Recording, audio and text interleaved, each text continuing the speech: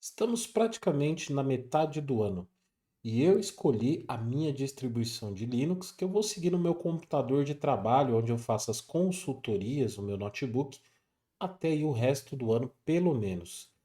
Eu passei pelo lançamento das principais distribuições e fiz vídeo análise de todas elas aqui no canal.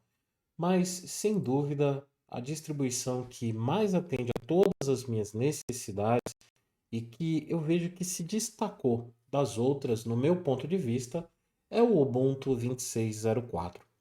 Nesse vídeo, eu vou apresentar com calma e riqueza de detalhes os motivos que me levaram a utilizar e definir o Ubuntu como minha distro principal, assim como indicar ela nos serviços que eu faço consultoria para ambientes empresariais. Eu já usava o Ubuntu Server, mas agora também estou recomendando o Ubuntu para desktop corporativo. Inclusive, no meu blog, o searchbashnews.com, eu fiz uma matéria sobre a maturidade definitiva do Linux no desktop. E aqui eu apresento alguns argumentos porque eu recomendo o Ubuntu. Eu vou nesse vídeo trazer primeiro a minha distribuição que eu vou utilizar tanto no desktop como entretenimento, utilização do dia a dia, quanto para o meu trabalho, que basicamente é conectar via SSH em servidores, e também ter uma estrutura para planejar e criar os vídeos do canal e desenvolvimento de software, onde eu crio alguns aplicativos em Node.js e dou manutenção para aplicativos que eu já criei. Entre eles, um aplicativo para a Gazeta de São Paulo de gerenciamento e é um ERP de jornalistas, tá? Então vamos lá. Primeiro, a versão que eu escolhi é o Ubuntu 26.04. Eu falei muito bem aqui no meu canal e apresentei várias vezes o Ubuntu 24.04. E aí teve essa atualização para a versão 26.04 e eu me perguntei se seria tão interessante como a versão 24.04. Para quem não sabe, o ecossistema da empresa canônica, o Ubuntu, ele basicamente é utilizado por os outros sistemas operacionais que usam da sua infraestrutura, como Linux Mint, Zorin, Pop! OS. Claro, professor, eles têm repositórios próprios, né? Alguns desses que eu citei, sim, mas a grande maioria ainda se usa da infraestrutura que é muito grande da empresa Canonical, como por exemplo o kernel próprio utilizado, a segurança, né? As atualizações de servidor de segurança que utilizam ainda os repositórios e a infraestrutura por base da Canonical. No site aqui do Ubuntu para download, você vai reparar que essa versão LTS a gente pode estender o suporte para 15 anos através do Ubuntu Pro. E primeiro, esse é o primeiro ponto que me atraiu a falar, bom, essa distribuição ela é diferenciada. Previsibilidade. Eu falo disso, inclusive, nesse meu artigo, porque para o mundo corporativo, isso é de extrema importância, né? No ambiente empresarial, uma surpresa técnica geralmente significa prejuízo financeiro, produtividade parada. Diferente do uso doméstico, onde a gente está sempre querendo instalar a última versão do kernel, sempre querendo um software mais recente, no mundo corporativo a gente precisa de uma segurança preditiva e conformidade. O Ubuntu 26.04 ele se destaca das outras distribuições porque ele vai ter esse ciclo de vida extremamente longo. Então, veja bem, quando nós temos um sistema que tem essa previsibilidade, olha, vamos continuar, o visual do sistema vai se manter, vamos fazer atualizações, eu posso indicar isso para, por exemplo, algumas empresas que eu faço consultoria, rede de hotéis. olha, vamos tirar o Windows, vamos colocar esse sistema. Qual o custo? Não tem custo de licença, porque é um software open source, é Linux, mas tem o custo de treinamento, porque não basta eu tirar um sistema operacional e colocar outro. O- os funcionários, eles primeiro precisam aprender a utilizar aquele sistema, depois a gente precisa fazer esse sistema funcionar, por exemplo, o software ERP da empresa, né? A gestão da empresa ali, os softwares administrativos precisam funcionar. Quando nós temos um sistema como esse que garante que em 15 anos vai funcionar aquele RP da empresa, uma vez configurado, durante 15 anos não vou precisar mais mexer naquele hotel, e um treinamento que eu gravar hoje, eu fizer um curso para lá na minha escola, né, na Certbest Linux, eu gravar um curso ensinando a utilização básica do Ubuntu 26.04, daqui 10 anos alguém vai poder usar aquele mesmo curso. Ou seja, o custo de treinamento ele é só nesse momento, porque nós temos uma previsibilidade e a única distribuição que está oferecendo isso, de 15 anos. Ah, mas aí nós temos a questão de licenciamento. Tudo bem. O Ubuntu Pro ele está oferecendo 5 licenças gratuitas para usuários domésticos. Ou seja, eu posso colocar isso daqui em 5 computadores e vou receber durante esses 15 anos, se não será 5 anos apenas, né? Se eu não aderir ao projeto Ubuntu Pro. Mas eu sei que as atualizações no repositório elas vão continuar, porque hoje, quando a Canonical ela coloca isso, 15 anos, não significa, ela tem contratos com empresas firmados que garantem que, olha, 15 anos a gente vai te dar suporte. Então é 15 anos que vai ter uma equipe dedicada de profissionais a estar fazendo manutenção do kernel de segurança. E se acontecer alguma vulnerabilidade, malware que surgir nesse decorrer, eu sei que tem alguém ali por trás que está atuando nesse sistema operacional. Por exemplo, tivemos alguns malwares, né? Está sendo um ano que o pessoal tem atacado o Linux e esses malwares foram rapidamente mitigados e também resolvido o problema com o Ubuntu, que saiu em atualizações de forma rápida. E através do Ubuntu Pro, que para usuários domésticos é excelente, no meu caso, né, eu tenho 5 licenças, então nessa máquina aqui eu estou tranquilo. Essa atualização ela acontece de forma automatizada, tá? No caso de empresas para desktop corporativo, principalmente agora em tempos de LGPD, normas internacionais, a segurança ela não pode ser reativa. O grande legal do Ubuntu é que ele tem esse backporting de patches, né? Na prática, a Canonical corrige a vulnerabilidade crítica de segurança em versão desses pacotes já testados, sem forçar uma nova atualização de software. Por quê? Quando você faz uma nova atualização de software, você pode introduzir bugs de incompatibilidade. Para quem lida com auditoria e conformidade, como ISO, por exemplo, dentro de uma empresa, isso simplifica tudo, porque eu não vou estar constantemente atualizando os aplicativos, mas eu vou estar atualizando a questão de segurança, mantendo a mesma versão do aplicativo. O que é essa questão de compatibilidade para a empresa, isso é fundamental. E por que no desktop, né, eu resolvi que seria no desktop doméstico, né? E eu vou mostrar tudo esse visual, tudo como eu configurei, fiquem tranquilos. Vai ser um vídeo bem completo sobre esse sistema operacional que para mim é um divisor de águas entre as distribuições, tá? Não estou sendo patrocinado pela Canonical. Aliás, eles poderiam me patrocinar, né? Isso eu estou fazendo porque realmente eu gosto desse sistema. Eu já gostava do 24 e o 26 aí chegou e eu falei, cara, tá demais, né? Primeiro, eu vou falar aqui sobre um pouquinho sobre o Snap. Eu sei que o Snap é o.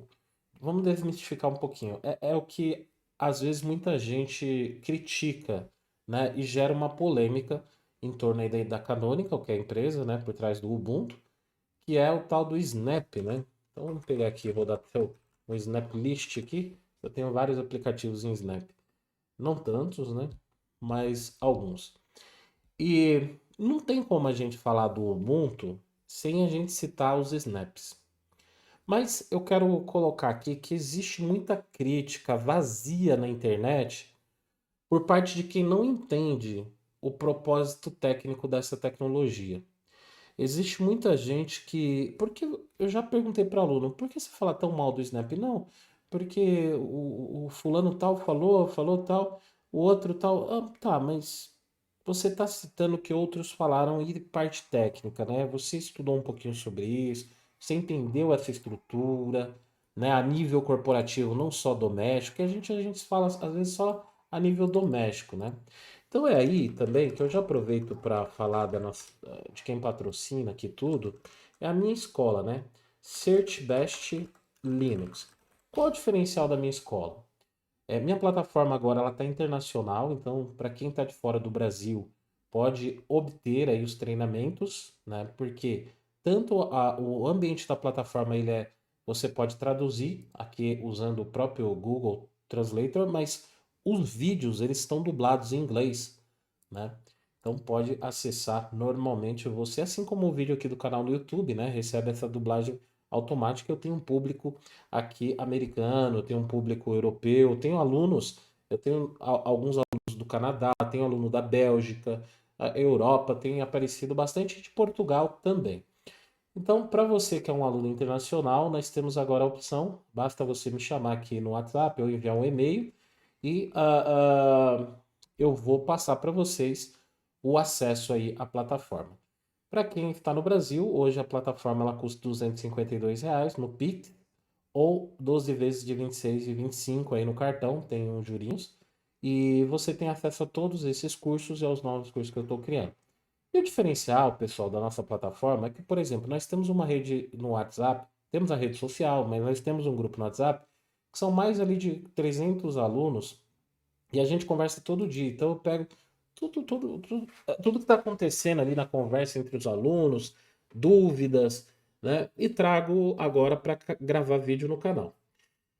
E eu vejo às vezes o pessoal questionando algumas coisas como Snap, então por isso que eu resolvi falar um pouquinho. O Snap ele foi projetado para que, primeiro, para a internet das coisas. A Canonical projetou ele para a versão do Ubuntu, que é IoT. O que é quando a gente fala internet das coisas? É um sistema operacional que vai rodar em carro, geladeira, robô, né? Um sistema para vários dispositivos. E esse sistema ele tem que ter muita segurança, né? Vai estar implementado lá no carro, precisa, né? Risco de vida ou um software médico, né? Então precisa de muita segurança. Por isso a Canonical criou esse sistema de Snap, que é um sandbox. O aplicativo ele roda trancado dentro de um espaço, né? Que ele monta um ponto de montagem no disco para garantir aí a segurança e ela ter o controle sobre o repositório de software. Então, a centralização da loja é o alvo da crítica. Por quê? O software para cliente do Snap ele é open source. Só que o servidor, quem é o servidor? Onde armazena os aplicativos dos snaps, né? Os programas que a gente pode ver aqui no Snapcraft, o servidor ele não é open source e somente a Canonical faz a curadoria. Ó, tá, eles estão fazendo manutenção. Somente a Canonical faz, mas está podendo instalar normal, que eu acabei de instalar aplicativos. A, a, a curadoria é feita pela Canonical, ela é a única responsável. E aí que entra a crítica, né? Porque a Canonical ela realiza checagem automática contra malwares em cada pacote que é enviado. Então você desenvolveu um software, você vai enviar um pacote lá na loja e ela tem scripts, tem IA que ela consegue checar. Claro que, como tudo, pode acontecer de passar, mas eles estão bem atentos, é diferente de ter um repositório mais aberto, né? Então, para 99% dos usuários, e eu me encaixo nesse 99%, você ter uma fonte única e confiável para você instalar seus aplicativos, navegador, e editores e tal, é muito prático do que a gente ficar gerenciando repositórios obscuros. Mas aí, eu sei que tem gente que fala, bom, professor, o apt, ele é open source e o sistema de repositório do apt, dos programas apt, eles também são de código-fonte aberto. Ou seja, eu posso criar um espelho do repositório e ter um repositório local dentro da minha empresa. Aliás, eu já fiz muito isso na Prodef, Processamento de Dados da São Paulo, onde eu atuei. A gente criou repositórios no caso do SUSE, para ter repositório local, nós criamos repositórios do Debian, né? Que aí você instala usando os próprios repositórios. Isso com o Snap não é possível, porque você tem que utilizar a loja Snap oficial, né? O repositório oficial. Eu sei, eu entendo essa crítica, né? Super entendo. Porém, pessoal, eu vou fazer uma pergunta. Por que atende 99% dos usuários? Vou fazer uma pergunta. Eu vi alguns alunos nesse debate falando sobre isso. Ah, mas se eu quiser montar um repositório. Mas quem monta um repositório doméstico de software? Né? Eu sei que sempre aparece no comentário alguém que vai falar, ah, eu monto, professor. Né? Mas um usuário doméstico, um usuário de computador, ele quer clicar aqui na loja e quer que simplesmente o aplicativo dele instala e que tenha segurança, né? Então, quando você começa no seu sistema operacional a instalar PPAs, né? Começa a instalar uma série de aplicativos que não são o repositório oficial, o que que acontece? Né? Quando você está instalando coisas fora do repositório oficial, você está colocando o seu computador em risco. E hoje, você, querendo ou não, mesmo quando você remove o Snap, eu vejo que tem gente que remove o Snap por essa questão política. Não, eu não vou utilizar um software onde a Canonical está sendo dona lá do servidor. Isso é um absurdo. Então eu removo o Snap do meu Ubuntu. Parabéns para você. Mas por que você não remove então os repositórios normal do apt, né, onde faz atualização de seguranças, atualizações? Quando você roda um sudo apt update, né, você está fazendo as atualizações da onde? Do repositório. Ah, e se você pegar aqui, né, tá lá em etc apt, caminho dos repositórios aqui, ó, source list, olha lá, caminho do, não tá em source list, tá em sourcelist.d. Vamos pegar aqui, ó, o repositório do Ubuntu, né? Ubuntu Sources. Então você está baixando daí, né? Os seus aplicativos, mesmo que não seja Snap.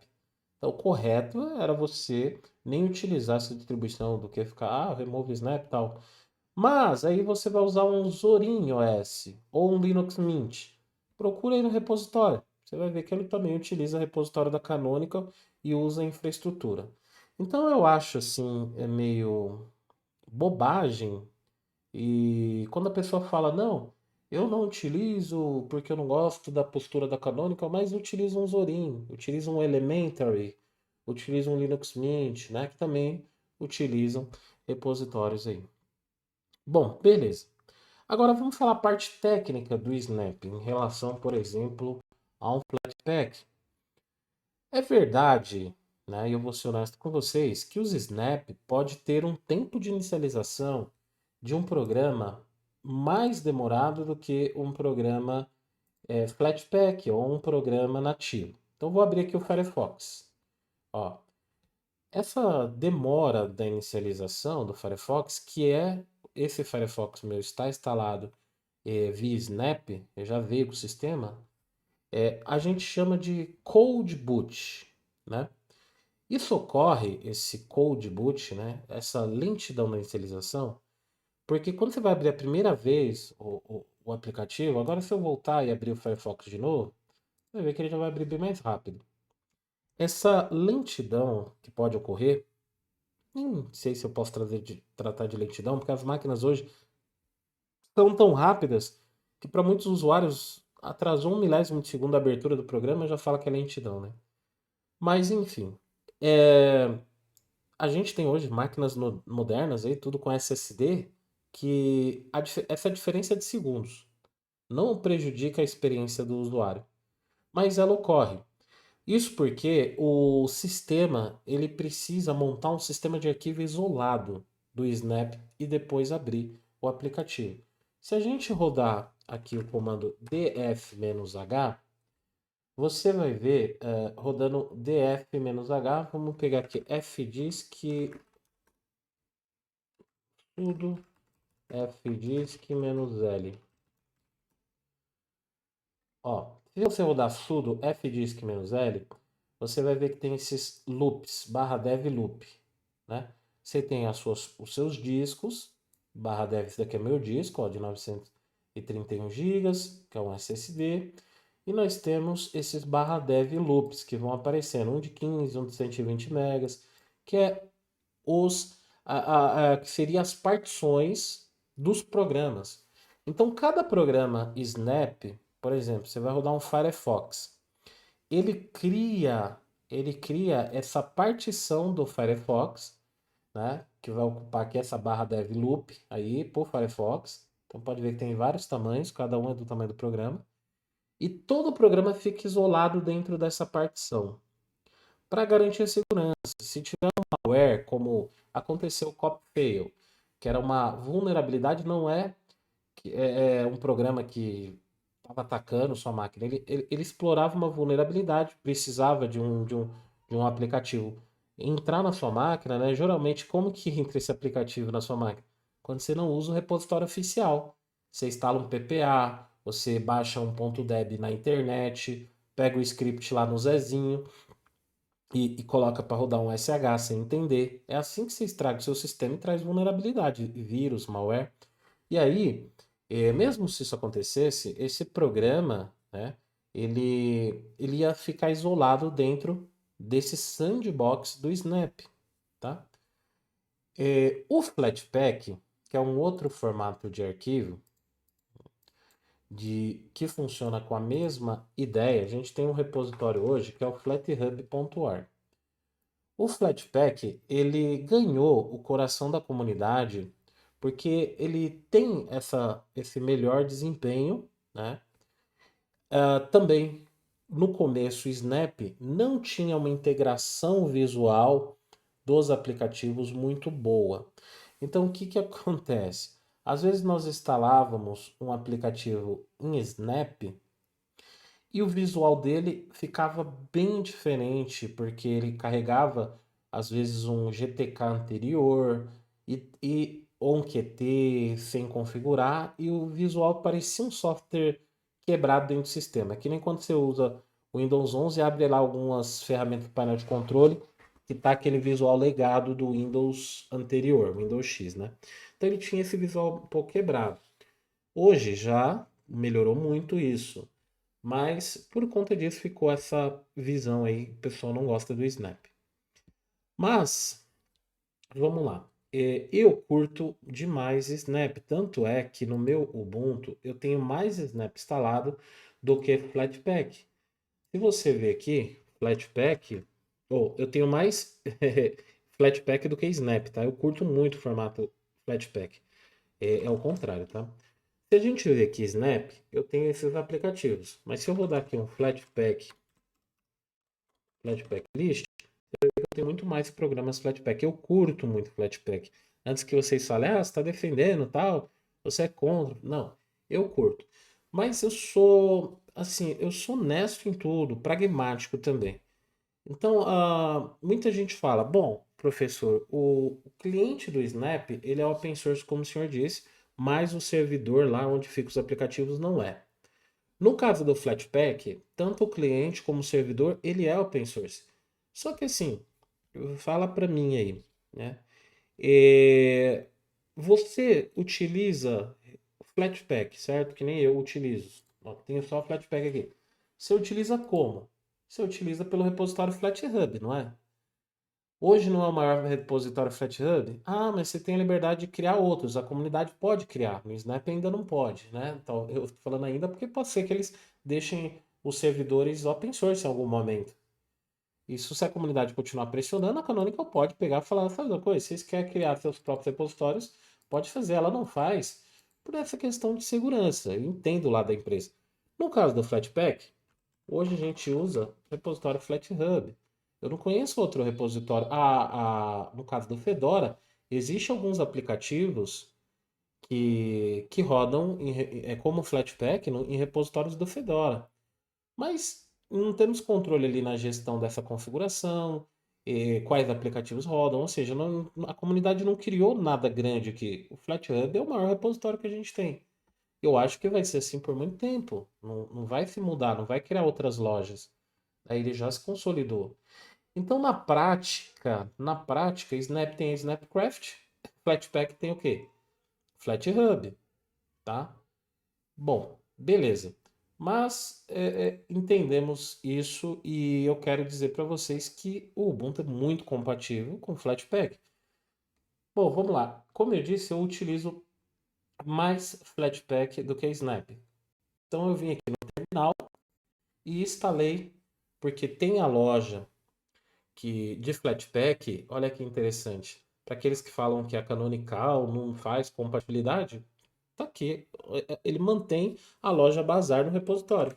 Então, se você digitar sudo apt install Bazar, ó, você vai digitar isso, você vai ter essa loja Bazar, no meu caso já está instalada, né? Ao abrir ela pela primeira vez, já tem um botão, ela já configura o repositório FlatHub. E a partir daí, todos os pacotes do repositório FlatHub você instala aqui pela loja, tá? Então, ó, instalei todos esses pacotes aqui, ó, instalei. Tem atualizações aqui para fazer, inclusive, né? Então, vamos fazer essas atualizações aqui, tá? Então, tranquilo e totalmente compatível. Outro ponto na minha decisão de escolher o Ubuntu como meu sistema principal foi a questão de configuração simples dos drivers. Então, apesar de que essa versão 2604 ela não tem a ferramenta gráfica para configurar os drivers, você coloca aqui no terminal Ubuntu Drivers e ele consegue detectar os drivers aí que você necessita e facilmente ele mostra o driver, ó.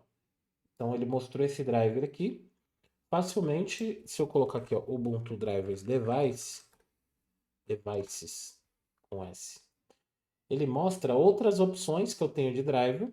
E se eu quisesse instalar qualquer driver aqui, ó, por exemplo, esse NVIDIA 580, era só instalar sudo apt install NVIDIA driver do jeito que tá ali, né? Então é só rodar um sudo apt install, copiar aqui, ó, quero instalar esse driver aqui, né? Copiar e colar ali. Isso para vídeo, então o que ele detectar aqui, ó, joga o Ubuntu Drive Device, você cola aqui, ele já vai fazer a instalação. No meu caso, já detectou na instalação e instalou o driver mais novo, e que é o 59571. Então já não tive problema com a instalação de driver. Isso por si só para mim é muito bom. E eu vou falando assim de um usuário comum de computador. Ele vai instalar, não vai precisar saber linha de comando e o sistema já vai instalar aí a versão do driver mais nova. A Canonical e o Ubuntu, eles trabalham muito na atualização do drive, o que é usado por toda a comunidade, mesmo para outras distribuições. O Linux Mint, o Zorin OS, que utilizam do, ah, o kernel do Ubuntu, se beneficiam disso. Os drivers lá do Ubuntu 24.04, que é utilizado no Linux Mint, eles vêm aqui do repositório da Canonical, a Canonical que atualiza, né, com o suporte aí a esses drivers. Inclusive agora a nova ISO do Linux Mint, HWE, né, faz uso disso. Então, antes da gente criticar, precisa entender essa infraestrutura, né? Que é necessário do outro. Não, a Canonical não necessita deles, mas eles necessitam da Canonical hoje. Existe um projeto do Ubuntu, que é o Linux Mint DE, né? que é com o Debian, que eu acredito que já é uma forma ali do Linux Mint ir se livrando um pouco do Ubuntu, né? Mas desde quando foi lançado, a versão principal, que é com o Ubuntu, é a mais utilizada, né? Já é bem menor o número de download das pessoas que utilizam a versão ali com o Debian, já que não tem as facilidades que tem na versão com Ubuntu. Quais são essas facilidades? As configurações de drivers, que já você vai ter os drivers mais recentes. Bom, outro ponto que me pegou nessa versão, eu falei, bom, essa versão tá show, eu já vim com a última versão do kernel, né? Então, eu comparei bastante, por exemplo, o Fedora, o lançamento 44, com o Ubuntu. E o Ubuntu ele já trouxe o kernel, apesar de que o kernel do Fedora é muito extremamente novo, né? E só tem basicamente, vamos dizer que é um nome ali que mudou, né? Da versão 6 para a versão 7, né? A última versão que está no Fedora. E já vai, acho que receber atualizações agora, já deve estar na 7, se já não está, né? Com as atualizações que teve. Mas não foi só isso, porque o kernel do Ubuntu é um kernel diferenciado. O Fedora tem seu ponto positivo, tá? Para muitos. Não é o meu caso, eu não me encaixo. Por isso que eu digo que a distribuição, você tem que ver essa necessidade. Mas o Fedora ele só utiliza software open source. Então, por isso que quando você instala o Fedora, não vai vir configurado os drivers 3D da sua placa de vídeo, alguns Wi-Fi pode não funcionar, o som, você não vai ter ali o suporte de todos os codecs, né? Você pode sentir diferença ali no som, na utilização. E aí, o Ubuntu não, ele instala esses codecs proprietários, né? Então, já de fábrica, você já instala, já aí, né, já começa a utilizar o sistema com todas essas configurações. Então, essa é a diferença. Para o público que é mais purista, né, é bacana, né, você utilizar ali, mas o que, que eu vejo a maioria das pessoas fazendo? Instala o Fedora, depois instala o repositório RPM Fusion para instalar os drivers proprietários, né? Aqui eu já adianto o processo, porque já vem com os drivers proprietários. Então, antes de criticar, não, mas. Aí, tá, mas você utiliza só 100% de software livre, seu computador?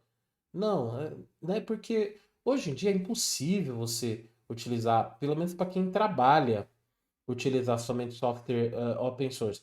A gente precisa ter um codec para ver formatos de áudio e vídeo, né? Que são proprietários, a maioria deles. A gente quer jogar um jogo que é proprietário. Nós queremos acessar um banco e precisa rodar lá um aplicativo de banco, que aliás é compatível com o Ubuntu, não é com outras distribuições. Tem um motivo para isso, tá?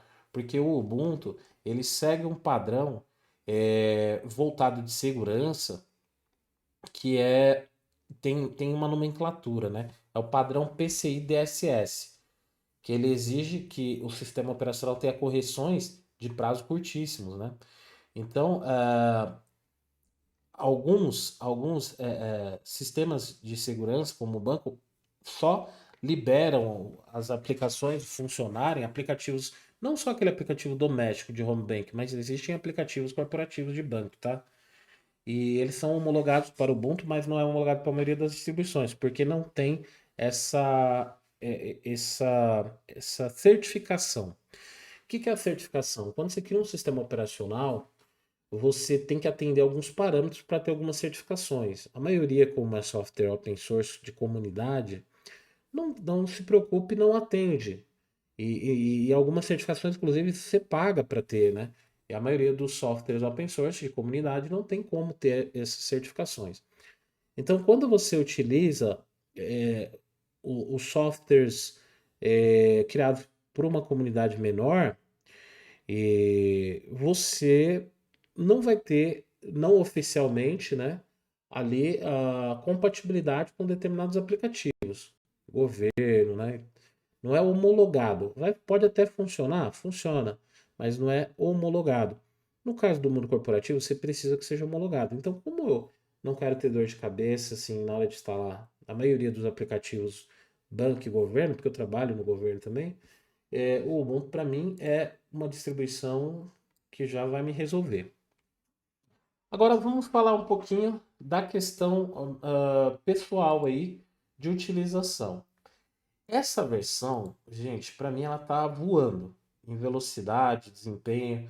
É claro que isso varia de hardware para hardware, né? Vamos vir aqui sobre ver um pouquinho do detalhe da configuração do meu sistema. Como assim, professor, varia de hardware para hardware, né? O mercado cinza de computadores, né, que são os PCs, eles são compostos de um computador é composto de dezenas de placas que formam seu computador. Cada placa, às vezes, é criada por um fabricante. Então, você tem um computador que tem uma placa-mãe de uma marca, a placa de vídeo de outra, o processador de outro, a memória de outro, duas memórias às vezes diferentes ali, a fonte de outro, né, que forma o PC. Beleza. Imagina, o sistema operacional, o tanto de drivers, que são os softwares para funcionar essas placas, não tem que ter ali para funcionar. O Linux basicamente funciona tudo sem você precisar instalar drive. Na instalação já vem tudo funcionando no seu computador, áudio, vídeo e tal. Então é natural que dependendo do seu computador, alguma coisa não funcione, né? É natural. E eu vejo o pessoal vindo nos comentários, olha, instalei esse sistema, mas não funciona tal coisa no meu computador, o outro funciona.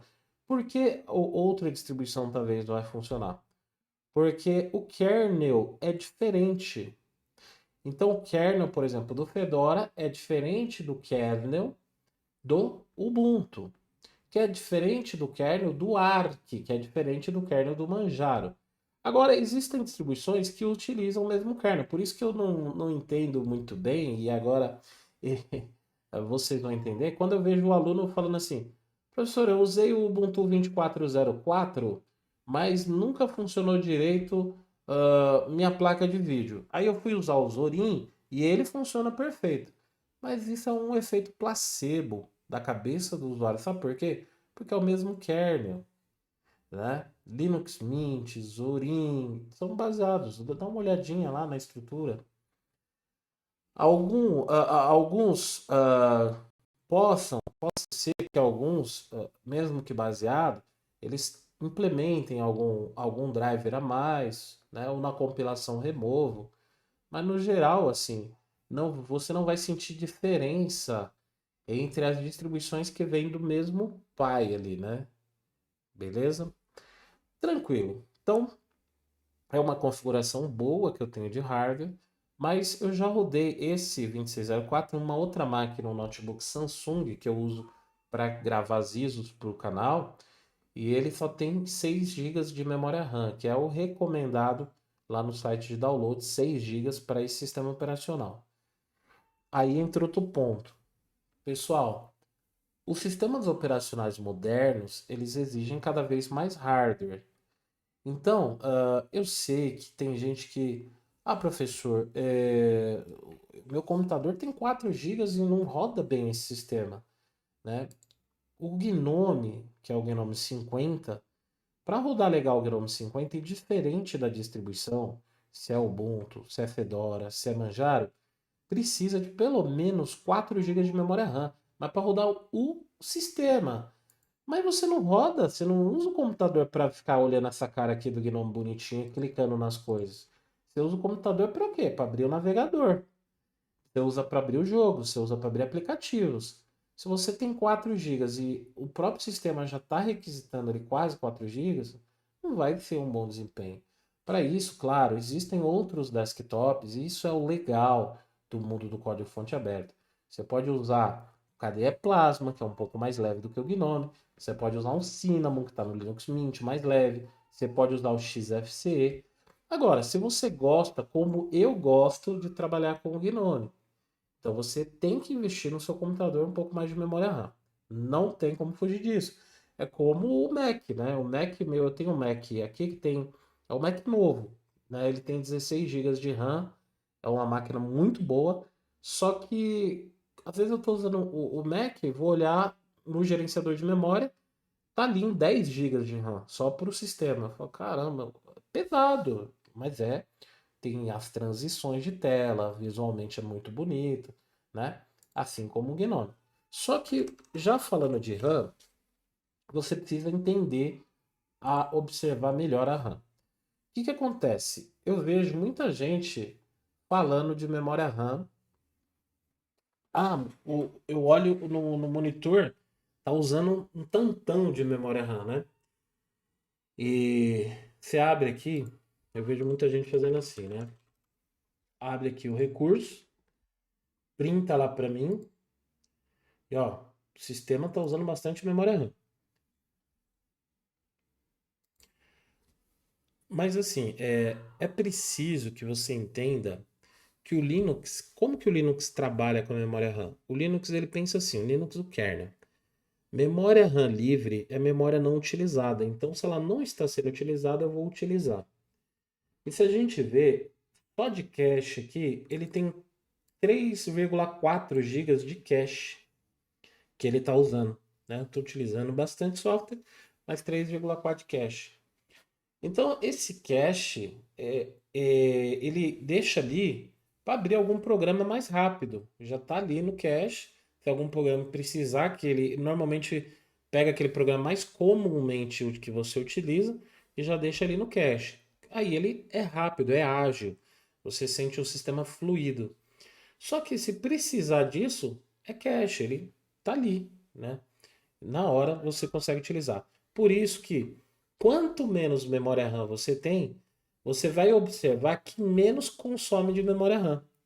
Quanto mais memória RAM você tem, mais ele cria cache, dá essa sensação que está usando mais memória RAM. Então, se eu subisse o Ubuntu com 4 GB de memória RAM física no meu computador, eu ia olhar ali e ia estar mostrando um consumo muito menor do que quando eu subo aqui com 32 GB de RAM.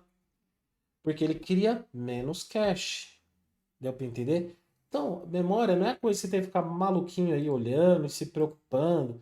Né? Tem gente que fica aquela obsessão com quantidade de memória. Isso não significa que o sistema é mais responsivo ou não. E por falar em responsividade, o Ubuntu é muito responsivo. Então, assim, eu abro aqui, vou para outros ambientes desktop com muita velocidade, né? Então é o que também me levou. Ele já utiliza o Gnome 50, que por si só recebeu todas as atualizações. Eu gosto muito, por exemplo, do Zorin OS. Tenho nada contra o Zorin, eu gosto. Aliás, pessoal, eu vou continuar apresentando outras distribuições aqui no canal, né? Normal, gosto de muitas outras. Essa que escolhi para mim aqui até o final do ano. É...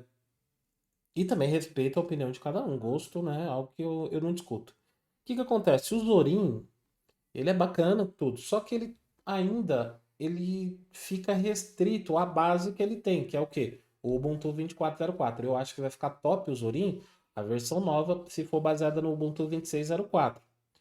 Porque vai vir com as personalizações ali do Zorin, a base nova, aí top. Mas como ele fica barrado ali no 24.04, as bibliotecas de sistema, o Gnome, então todas as otimizações que o Gnome 50 recebeu, que hoje flui muito melhor, você não tem quando você roda um Zorin ali, tá?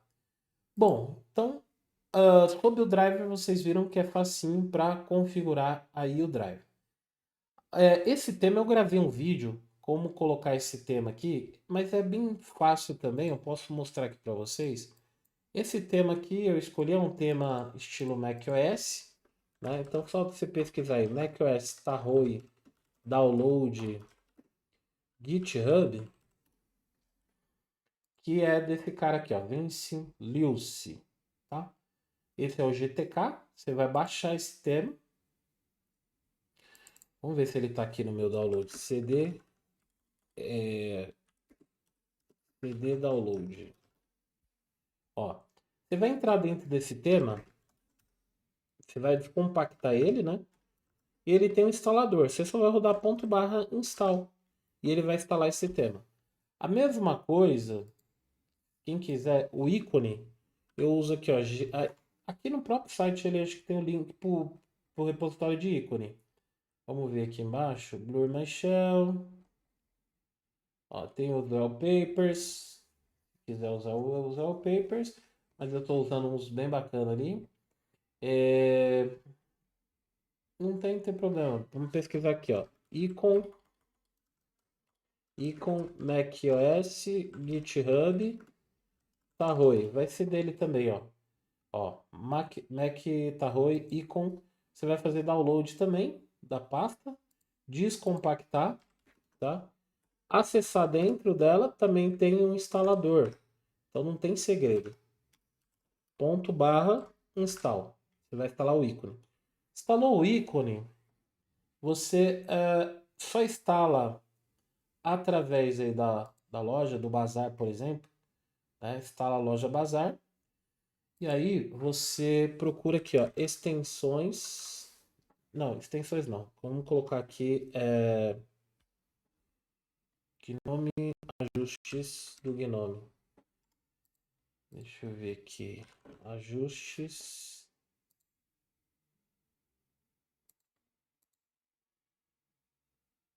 Sim, extensões. Pode ser extensões, você procura por extensões.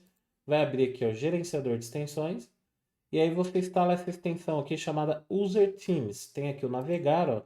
Você vai pesquisar aqui e vai instalar. Na configuração, você coloca aqui, ó.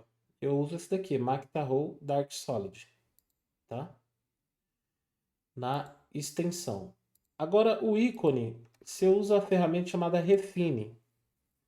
Procura por essa ferramenta chamada Refine, né? E aí, com essa ferramenta aqui Refine, você pode vir aqui em ícones e colocar aqui, ó, Mactaho Lite, depois que você instalou o ícone ali, o script, né? Mactaho Lite.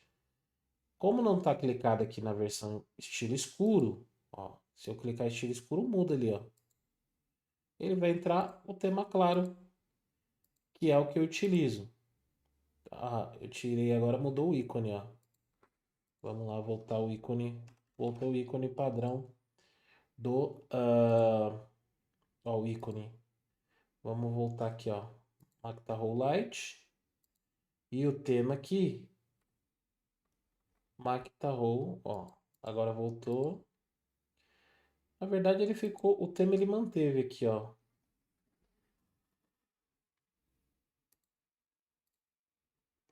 Porque ele, o quem vai estar à frente, né, diferente de você colocar aqui o tema, vai ser o do usuário, né? Que você vai colocar extensões. Então aqui serve só para mudar o ícone, tá? Muda o ícone e beleza, ó. Então tá aí que fica bem bacana para mim, tá bem top com esse visual aqui. Mas é gosto, né? Isso não se discute. O visual aqui do terminal, meu terminal, no vídeo anterior a esse daqui, personalização, assiste ele que eu mostro em detalhes tanto o tema quanto colocar esse terminal aqui que o pessoal sei que gosta. E no final é isso. Para finalizar aqui, falando um pouquinho, na parte de jogos, né? Aí eu fiz algumas otimizações no sistema. Então, se a gente pegar aqui, eu coloquei o suporte do módulo do NetSync. Se a gente pegar aqui o History, dá para ver algumas coisas que eu fiz. Então, eu criei aqui, lá no comecinho, quando eu configurei a máquina. Se a gente pegar aqui, vamos ver, ó, dentro desse diretório, você vai entrar em sudo nano, vai criar esse arquivo dentro de systemctld, você vai criar esse arquivo chamado 99 performance. Eu que criei, você pode criar com outro nome, mas tem que ser o final .conf. Tá, ó. Eu criei esse arquivo aqui. Dentro desse arquivo, eu coloquei essa configuração. Pode parar o vídeo, dar um print para você ter aí. Essa configuração eu otimizei para que a memória RAM do meu computador só entre em ação quando atingir 90% de utilização, porque eu tenho bastante memória RAM, então eu não quero que entre a swap. A swap é mais lenta, né? Vai deixar o computador mais lento. Então, essa é uma configuração que eu fiz de otimização de memória e subi o módulo dentro do. Deixa eu pegar aqui no history qual foi o nome do arquivo que eu fiz. Subi o módulo também. Vamos ver aqui. Módulo.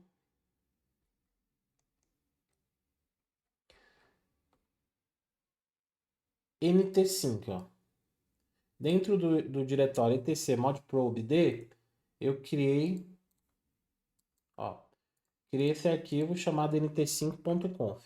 Dentro dele, você tem que colocar a seguinte linha, options nt5 enable 1. Isso vai fazer com que na inicialização já suba o módulo do nt5.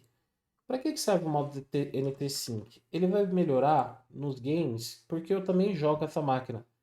Outro ponto positivo, VPN. Versões anteriores, eu tinha problema de usar o OpenVPN. Eu tinha que subir a VPN na linha de comando, né? OpenVPN pela linha de comando.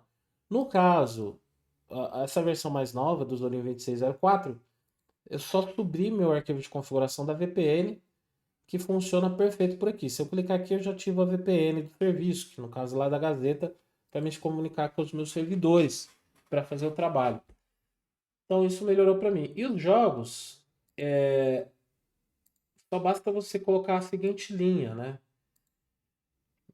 Aqui, ó, Proton use NT5.1, né? O Mango HUD é para habilitar, o Mango HUD que mostra lá o FPS, e você vai habilitar a questão aí do NT5.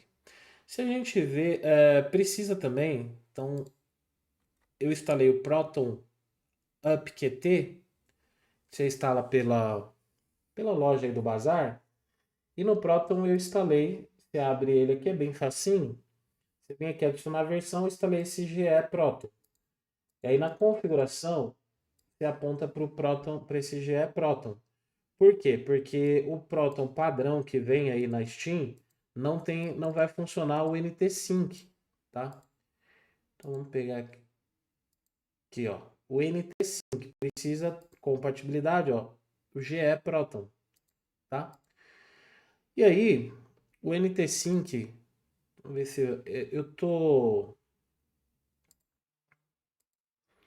Como eu estou gravando com o OBS, não é um software indicado para isso, possa ser que o FPS fique baixo ou aconteça algum gargalo aqui, mas vamos ver.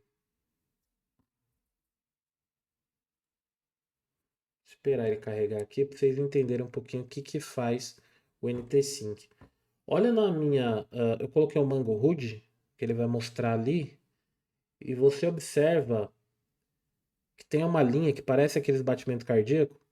O NT-Sync, o objetivo dele é que a linha fique estável.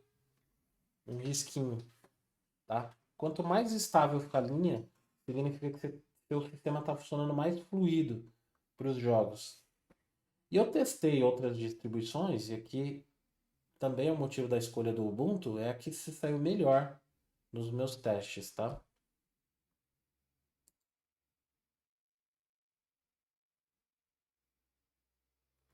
Esperar carregar o jogo aqui.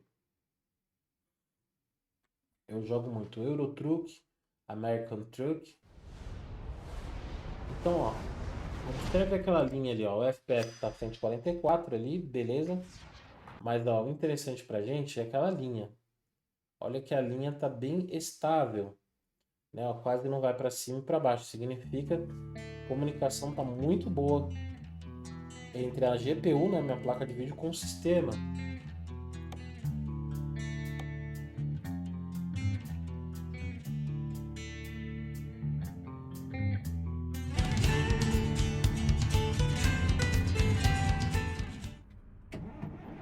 É um jogo que eu gosto muito.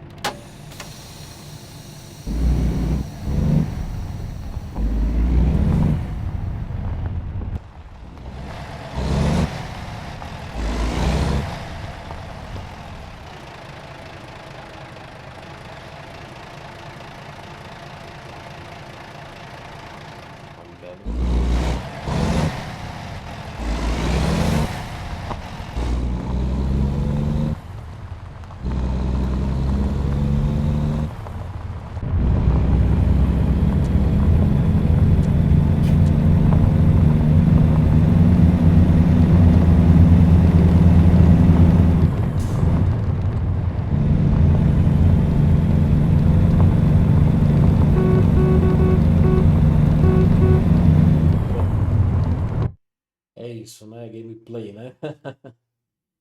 Então é isso, pessoal. Aqui eu finalizo o meu vídeo. Espero que vocês tenham gostado dessa apresentação.